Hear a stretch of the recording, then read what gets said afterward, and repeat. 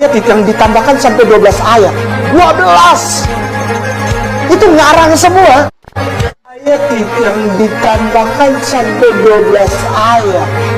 12. Itu ngarang semua.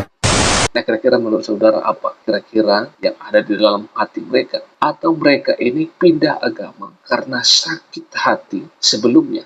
Halo guys, pada kesempatan ini kita akan membahas yaitu beberapa pernyataan, ocehan, gonggongan, fitnah yang diungkapkan oleh mu'alaf yang satu ini, yaitu Kainamah. Nah, ada beberapa klaim kosong, ada beberapa fitnah yang dia nyatakan yang benar-benar itu adalah sesuatu hal yang salah, yang tidak dapat dibuktikan. Tapi ya kita melihat itulah yang dikerjakan selama ini oleh para mu'alaf, yaitu yang ada di bahu mereka adalah fitnahan dan juga ocehan-ocehan yang tidak berdasar. Nah, itu yang kita lihat selama ini, apa yang dilakukan oleh para mu'alaf, dan termasuk yang satu ini adalah Kainamah. Kita juga melihat bahwa mereka begitu semangat dan mereka tidak mengenal lelah, begitu antusias, yaitu menghujat dan membabi buta iman Kristen. Nah, ini adalah yang dikerjakan, inilah yang dilakukan oleh beberapa para mu'alaf. Dan kita sudah melihat itu. Nah, inilah yang mereka kerjakan tanpa ada rasa takut dan tanpa ada saling menghormati satu sama lain. Nah, saya kurang tahu apa yang ada di dalam hati mereka, sehingga sebegitunya mereka begitu benci, mereka begitu tidak suka tentang apa yang diimani oleh orang Kristen. Nah, kira-kira menurut saudara apa yang ada di dalam hati para mu'alaf ini sehingga mereka begitu agresif menyatakan hal-hal yang tidak benar, menyatakan hal-hal yang itu mengarang, menyatakan hal-hal yang itu palsu, menyatakan hal-hal yang tidak ada fakta dan buktinya tentang misalnya adalah isi Alkitab atau iman yang diakui oleh iman Kristen. Mereka begitu ngoceh dan itu hanya sebatas omong kosong saja, hanya sebatas fitnah saja. Nah, kira-kira menurut saudara apa kira-kira yang ada di dalam hati mereka? Atau mereka ini pindah agama karena sakit hati sebelumnya? Teman-teman, saya ajak kita untuk melihat apa yang dinyatakan oleh Kainamah ini. Menurutnya adalah ada 12 ayat di dalam Alkitab. Semuanya itu adalah ngarang menurut dia. Ada beberapa ayat yang dia sebutkan di dalam bagian ini. Ayat yang ditambahkan sampai 12 ayat. 12. Itu ngarang semua.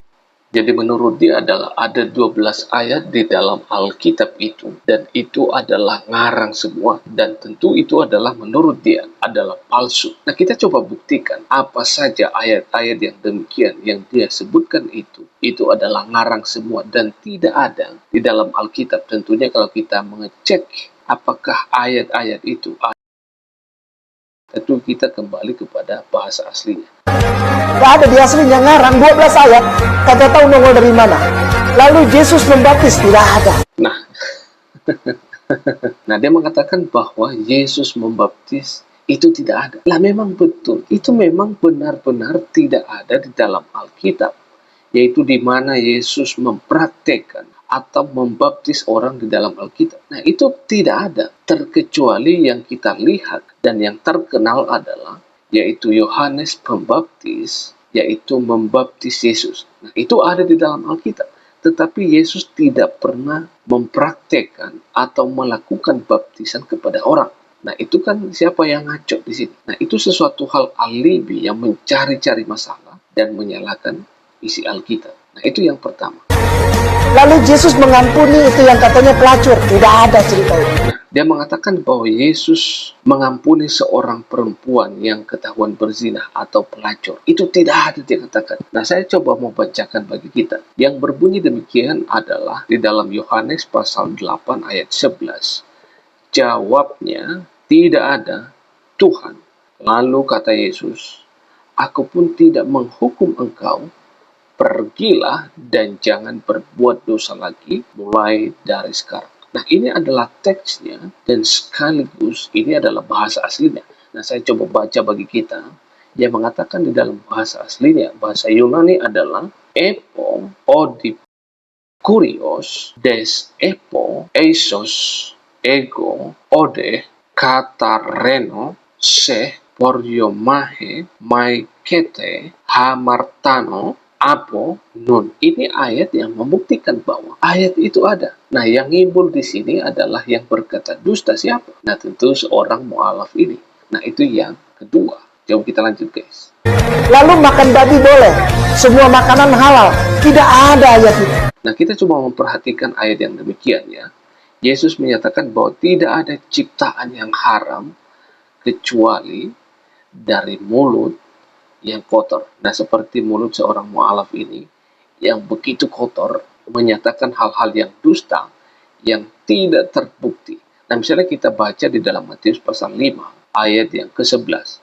Mengatakan demikian bahwa, dengar dan camkanlah, bukan yang masuk ke dalam mulut yang menajiskan orang, melainkan yang keluar dari mulut, itulah yang menajiskan orang.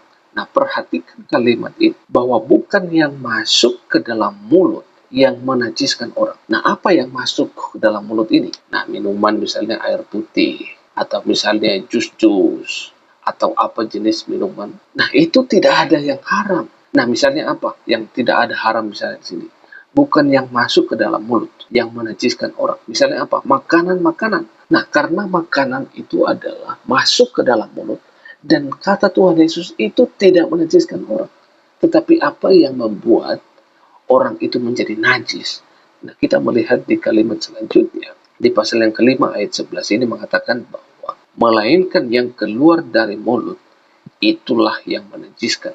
Nah, salah satu contohnya adalah si mu'alaf ini, yang dimana mulutnya begitu kotor, menyatakan hal-hal yang dusta, yang menyatakan hal-hal yang salah, dan itu tidak terbukti bahwa sesungguhnya apapun makanan, kalau itu baik untuk kesehatan kita, kenapa enggak kita konsumsi dan tidak mengganggu kesehatan kita?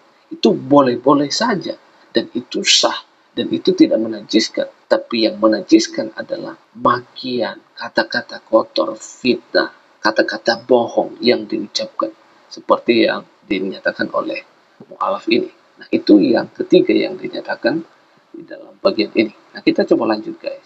Lalu yang tadi kita baca Trinitas, tidak ada ayat itu.